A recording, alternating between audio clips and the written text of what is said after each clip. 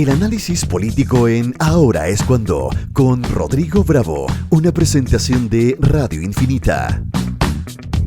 ¿Cómo le va? Muy bien, pues, muy buenos días a todos. Muy buenos ¿Cómo están? días. Muy bien, también. ¿Pues usted cómo le va? Bien, un poquito cansado como día viernes, pero ya, estamos. Espero. Centrémonos Espero. en el aspecto más político del sistema frontal. Nos permite hacerlo el hecho, ¿verdad?, de que la debacle no fue. Sí, Hubo efectos, hubo consecuencias. Digamos que hay efectos, sí, mucho más catastróficos en la zona sur, particularmente en Biobío y en Coronilagüe, que se ha opuesto por la ministra del Interior ayer con su visita, el anuncio que el presidente hace que cuando vuelva a ir a Coronilagüe también como ícono de lo devastador que terminó siendo el sistema del sur, pero la región metropolitana no fue lo dramático que se anticipó que podía ser. Por eso podemos hablar hoy día más de los aspectos políticos que estar haciendo la contabilidad o el balance de la tragedia, ¿verdad? Dicho eso, me parece importante, no es frivolidad hablar de política cuando... No, por supuesto, Claro. que no. Ahora, al margen de que, si bien el sistema frontal inevitablemente produce damnificados, porque no hay ningún país del mundo que, ante la cantidad de agua que va a caer en tan poco rato, quede incólume, ¿no? Claro, ¿no? Po. La verdad es que aquí fue mucho menos dramático. El día anterior estaba mostrando las imágenes en los aeropuertos, del aeropuerto en Miami, Sí. producto de la lluvia, no sé cuántos, cientos de vuelos cancelados, entre otras cosas. Claro, o sea, es verdad que tenemos problemas y hartos problemas en el sur, ¿no? Sí. En situaciones, pero frente al embate de la naturaleza, en varios de los problemas que allí se generaron, no había cómo contenerlo antes. Era de verdad muy difícil. Lo que queda la sensación es que aquí un Estado organizado con tiempo fue capaz de enfrentar correctamente esta emergencia.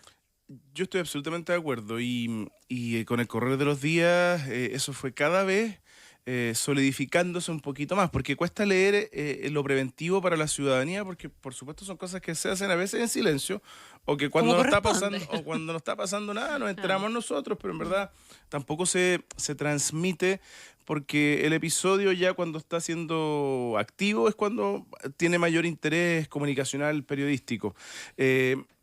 Claro, pasamos de, además, afortunadamente para el presidente de la República, y de buena manera, yo creo que nosotros lo dijimos al día uno, esta crítica que comenzó a crecer durante los días que se mantenía él en gira por Europa y pasaba este frente, se fue difuminando con bastante sentido. Porque lo que ocurrió en este último episodio, ayer me tocó conversar con varios asesores del gobierno, porque por supuesto el despliegue de los ministros tiene a veces sus dificultades, información a veces un poco cruzada, y uno busca aterrizar y tener más claridad, y hablaba con uno en la tarde, y evaluamos quizás lo mismo que estabas diciendo tú, Connie, al principio, desde la visión de los medios, desde la visión del gobierno, que efectivamente había muchos hitos comunicacionales, y ante la crítica que se ha hecho de los medios de comunicación y en particular la televisión, que somos alarmistas, a veces puede ser que se pase a la punta en algunos momentos, pero en cuanto a imágenes había mucho que mostrar.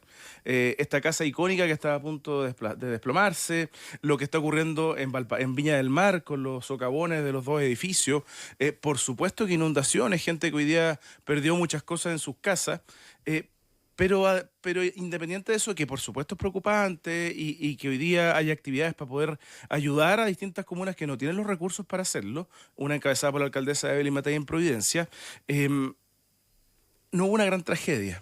Que esto se entienda bien, porque el que tiene la casa inundada, para él es una tragedia sin duda. A gente que se le echó a perder la maquinaria de sus negocios, por supuesto que es un problema. No, claro, sí. Por eso digo, es la dimensión de un Sí. sistema frontal que dejó una cantidad importante de personas damnificadas, pero pensamos, o sea, no tuvimos extensas zonas con cortes de luz durante horas, por ejemplo. No lo tuvimos.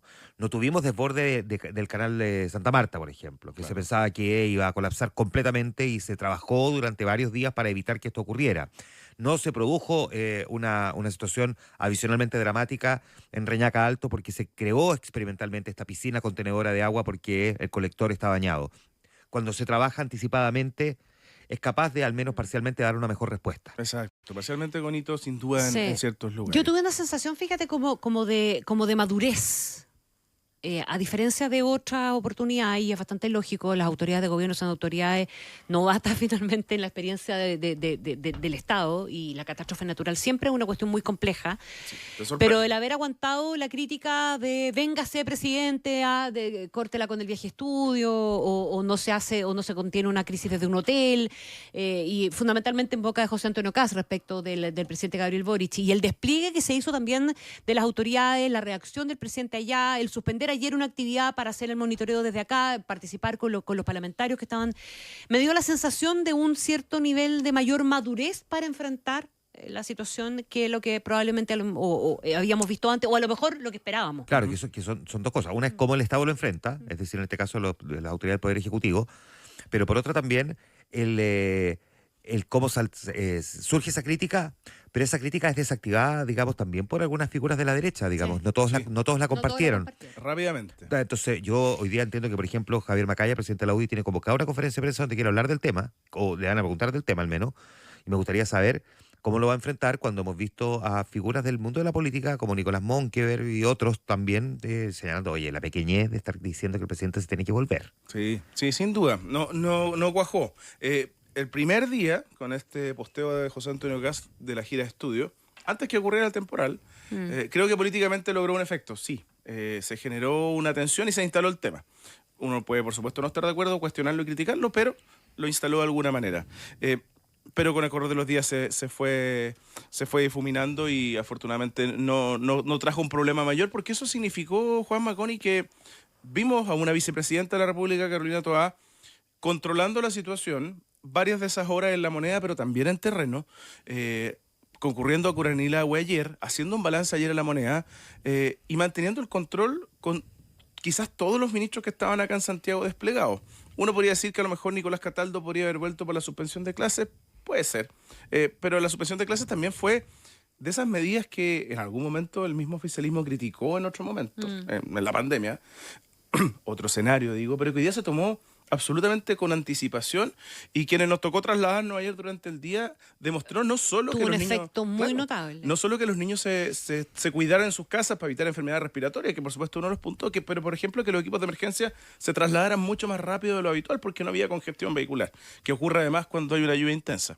El subsecretario Monsalve tuvo un control operativo muy destacable, y lo digo con propiedad porque me tocó conversar mucho con el Ministerio del Interior en los últimos días, porque es lógico, hay que ver cómo se van a desplegar, la cobertura, dónde hay apoyo, y de verdad siento que en esta oportunidad fue, como decías tú, Connie, al principio, muy ordenado, muy planificado, con decisiones anticipadas. El subsecretario Monsalve con la ministra Jessica López de Obras Públicas viajaron a Alto Biobío cuando esto estaba por comenzar. Y eso, además de ser una señal, porque eso también activa a las autoridades locales. O sea, que esté el Sí, subsecretario, que esté la ministra, los alcaldes los pone en alerta, los gobernadores los ponen en alerta, los delegados los ponen en alerta, y hay que hacer cosas.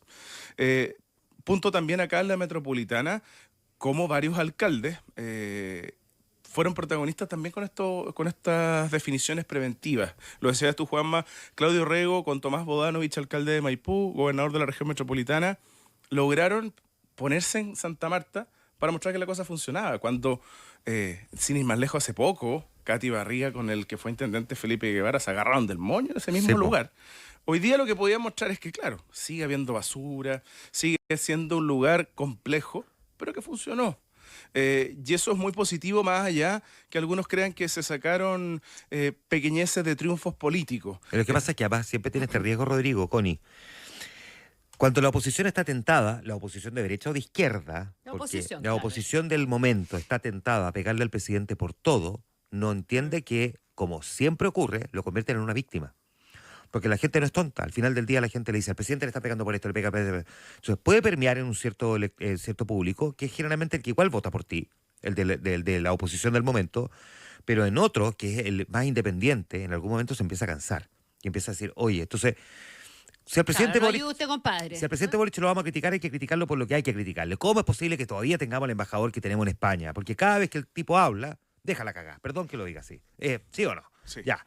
Obvio, critiquémoslo por eso. A uno puede criticar porque ya no hay al embajador. Si el embajador se ha mandado como 7 pastelazos, entonces el presidente debería tomar una decisión, si España es tan importante, de cambiar al embajador. Ahí hay una crítica que se le hace al presidente, y una crítica con un sustento. Pero aprovechar pequeñez al final lo convierten en una víctima. Entonces va a haber un punto en que alguien va a decir, ¿sabes qué? Al presidente le critican todo, que la foto en Instagram con los calcetines viendo el partido, que no sé qué. Y hay un punto en que eso termina al final favoreciendo al criticado más que perjudicándolo. Entonces, estratégicamente la oposición de repente como pierde un poco, las oposiciones pierden el norte en las críticas. Y tengo la sensación, lo que mencionabas tú de Javier Macaya hoy día y este punto convocado en la UDI a las 10, que se va a marcar un punto de distancia con lo que hizo José Antonio Kast en particular, que es imposible no verlo como el líder del Partido Republicano. Por supuesto también que hay un público que está 100% de acuerdo con lo que él dice. Pero sí, cada uno tiene su público Obvio. duro aquí, obviamente. Cada Obvio. uno con su nicho. Quizás el gran Pero problema... al final le habla de tu público, pero lo que tú no entiendes es que no capturas más electorado. Sí. Quizás el gran pero y problema para el presidente Boric, lo conversaba con Rodrigo Sánchez, que está con él hoy día en Suecia, que ha habido una agenda bien interesante y que ha pasado a Sí, po. segundo plano. Súper interesante. Y unos momentos... Esta ha sido una gira muy bien construida. Claro. Muy bien armada. Con el plus que hoy día también más sólido de la figura internacional que ha intentado ser el presidente Boric, pese a todo el conflicto interno que ha tenido. Esta es una gira en la cual llegó, aterrizó, hablando del poderío de la derecha y ultraderecha en Europa. O sea, ya metiéndonos en un tema que por supuesto es interesante a nivel mundial. Lo hizo junto al canciller alemán. O sea, algo muy relevante, donde la prensa internacional buscaba esa respuesta al canciller alemán. Claro, porque se convierte en la segunda fuerza política más importante en Alemania y en la primera en Francia. Y el eje franco-alemán es realmente muy importante para la Unión Europea. El presidente Boric cayó justo al día después de las elecciones del Y Europarlamento. nada que le suspendieron la visita, pues, Claro. después de la debacle que significó esto. Sí, claro. Y otras dos cosas por mencionar, otro de los temas, algunos otros de los temas que el presidente Boric ha destacado en esta gira. La opinión frente a Venezuela, la opinión frente a Rusia, marcando puntos muy relevantes que le han traído ruido interno del Partido Comunista. Ha hecho ya en 2 oportunidades, ha pedido perdón a nombre del Estado por los exiliados tanto en Alemania como en Suecia, que también es un hito bien relevante como presidente chileno en Europa, sobre todo en Suecia, con la cantidad de exiliados que todavía se quedaron a vivir allá o en su momento viajaron. Es importante, es relevante.